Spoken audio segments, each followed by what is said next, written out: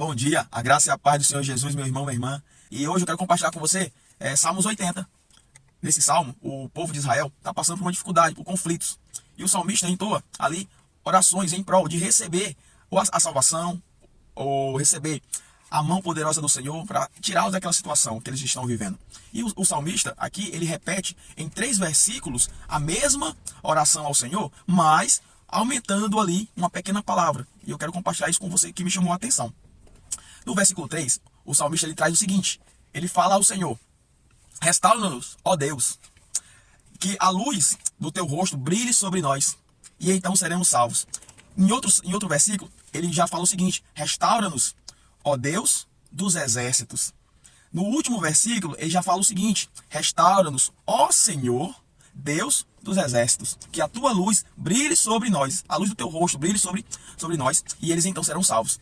Você percebe aqui que o salmista começou fazendo uma oração chamando pelo nome de Deus, depois ele declara que é Deus dos exércitos, e depois ele chama pelo senhorio, ele reconhece o senhorio do Senhor na vida dele. Ele fala: ó Senhor, Deus dos exércitos. É como se ele estivesse fazendo ali uma petição, e cada vez mais ele vai se aprofundando, cada vez mais ele vai ali entrando num estado de clamor. Então ele deve estar passando, o povo estava passando, na verdade, por uma situação crítica. E assim, nos outros versículos, nos outros salmos, nós vamos acompanhar que o Senhor atende o pedido deles. Mas, antes um pouco, ele pergunta ao Senhor da mesma forma. Ele chama Deus de o Senhor, Deus dos exércitos. Só que nesse momento, ele não entra como uma oração de clamor. Ele entrou como uma pergunta, uma indagação. Por que o Senhor está fazendo isso, né? É o que normalmente as pessoas nos dias de hoje, a gente acaba se colocando nessa posição de dizer: por que eu estou vivendo isso? Por que eu estou passando por isso? Sabe? É colocando Deus contra a parede. Amado, Deus criou o mundo para nós. Deus deu Jesus por nós. Deus, ele não manda doenças, ele não manda problemas. Muitas coisas que acontecem nas nossas vidas, elas são desencadeadas por ações nossas.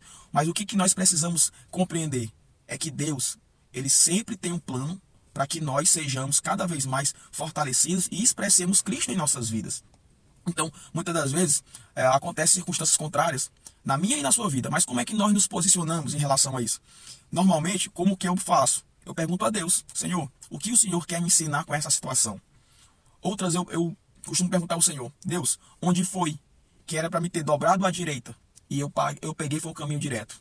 Onde foi que eu saí do teu caminho para essa situação? Onde foi que eu fiz algo que não lhe agradou? Eu quero retornar, eu quero voltar, eu quero dar passos atrás e voltar a fazer ou entrar no caminho que o Senhor determinou para mim, e não no que eu quero seguir, mas no que o Senhor tem para mim. Porque os caminhos do Senhor levam à vida, e os caminhos do homem, eles levam à morte, é o que a palavra nos diz. O coração enganoso. Mas Deus, ele é tão misericordioso que ele entregou Jesus, né? Jesus foi sacrificado por nós. Ele se entregou, na verdade, para que eu e você tenhamos hoje o que o salmo aqui pede. O salmista pede pela a luz do rosto do Senhor brilhe sobre eles, sabe? É algo sobre a vida deles. Hoje, amado, eu e você, nós temos a luz de Deus, o próprio Espírito Santo dentro de nós, amém? E por ele nós temos essa luz dentro de nós.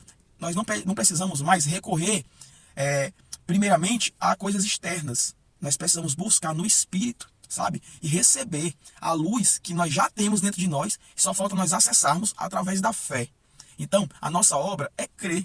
Crer que o Senhor dos exércitos, o nosso Senhor, nosso Salvador, ele depositou uma ferramenta, uma pessoa, o próprio Espírito Santo de Deus dentro de nós, quando nós reconhecemos o senhorio de Cristo, sabe?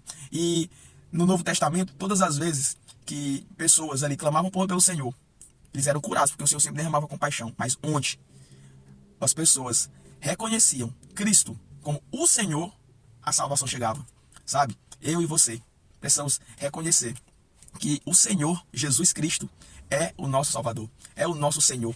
Permitir que Ele seja o nosso Senhor é colocar nossas vidas no controle dEle. Amado, esse é o nosso maior desafio. Em pegar as nossas vidas que nós achamos ser nossas e colocar nas mãos do Senhor para que Ele exerça o controle das nossas vidas, sabe? E é através desse controle que nós vamos viver a melhor experiência das nossas vidas. Sermos guiados, sermos pastoreados por Jesus, pelo Espírito Santo de Deus. Amém? Eu queria deixar essa mensagem para você. Não coloque Deus contra a parede. Pergunte o que o Senhor está lhe ensinando nesse tempo. Permita que o Senhor transforme você através do senhorio dele sobre a sua vida. Amém? Fica na paz, que Deus te abençoe.